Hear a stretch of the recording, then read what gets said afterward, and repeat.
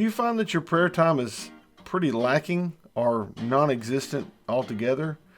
Or do you come to prayer with a really unorganized or unstructured way about it? Well, I'm about to show you how to create a prayer book that will change your life. Stay tuned.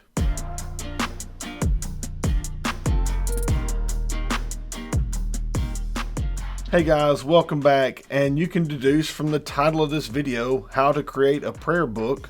That's what we're going to be doing today. So first you need a just generic field journal, or you can use any notebook that you already currently have. I use field journals. They end up being about $1 a piece. I'll leave a link to these in the description below. But what I'm about to show you is so simple. First of all, the purpose for this is to have a structured plan for your prayer time. You wouldn't have a meeting with the President of the United States without just a plan of things to talk about. Concerns for the nation, concerns for your community. You wouldn't just go in there and go, hey, yeah, nice to see you. Thanks for being president. You wouldn't do that. Just like when we come to prayer, we need to have a plan. We need to have a structure.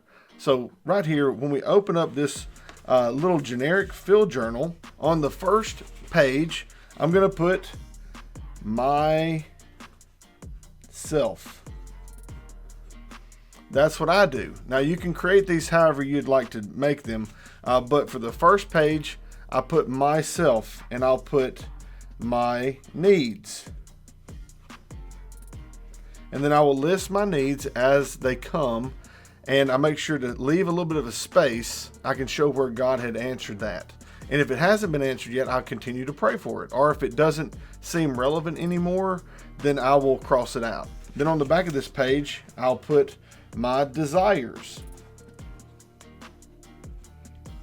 Okay, pretty simple. Then on the next page, I'll put things I am thankful for.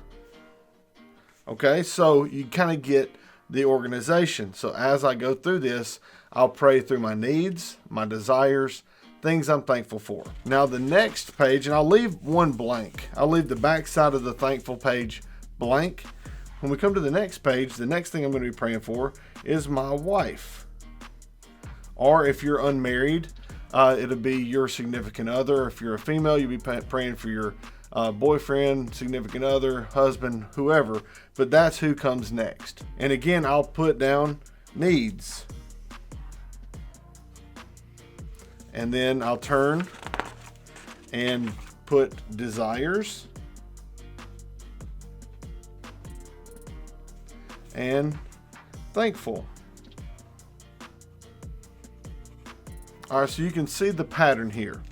Now, I'll leave an extra back side of this page blank for any additional prayers that are going to be specific to my wife. Now, this is where this prayer book kind of kicks into gear. All right, so after my wife, I'm going to do one page front and back for each one of my children. So I have 4 kids, so I'll do child 1. Then on the next page, I'll put my parents. Then after that, I'll put my in-laws. In your book, use your names. I'm just making this really super generic so you can see how I lay this out. Then I'll have a page for extended family. After my extended family, I'll go to my church. So I want to pray for my pastors, elders, church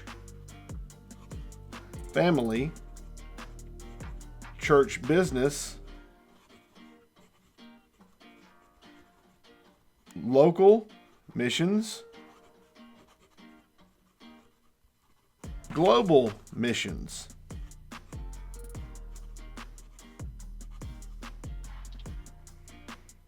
Once I'm done with the missions portion, I add elected leaders.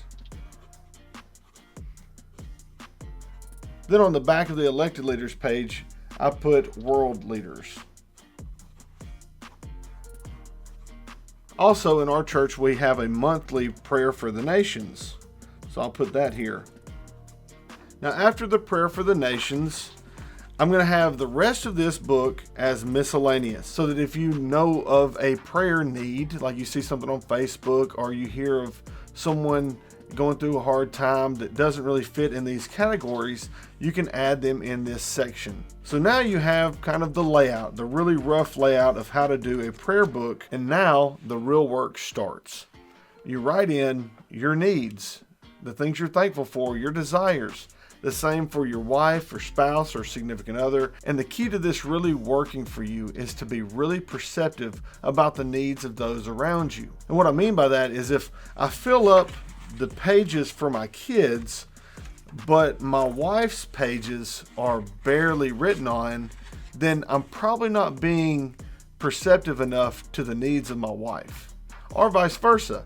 If I'm able to fill up my own personal needs and desires and thankfuls, but I can't fill out anything for my kids, then I'm probably not paying attention to my kids as much as I should. So this is not only a tool for deepening your prayer life, this is also kind of a self-assessment tool for how aware you are of the needs of those around you. Another reminder and a couple notes. Be sure to leave space between each note. That's why you have so much room in these sections to write, so that you can add how God has answered these prayers as they come. Also, be sure to keep this private and confidential.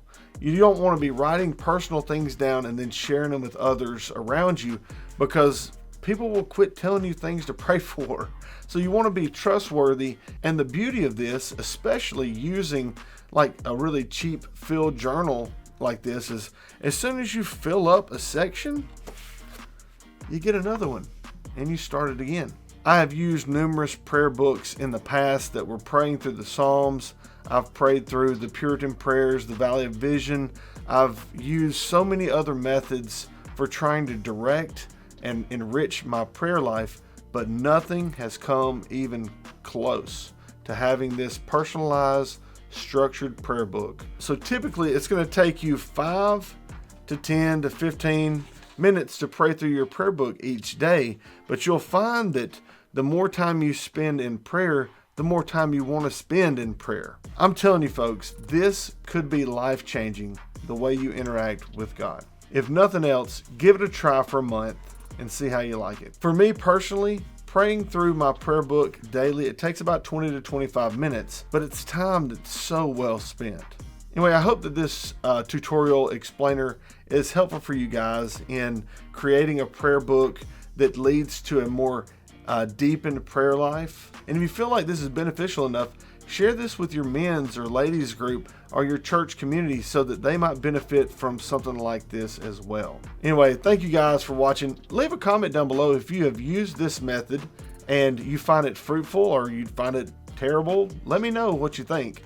I love it. Also, if you haven't subscribed to the channel, please consider subscribing and hitting that notification bell so you can be notified when I upload new videos. And as always, thanks for watching. Take care and God bless.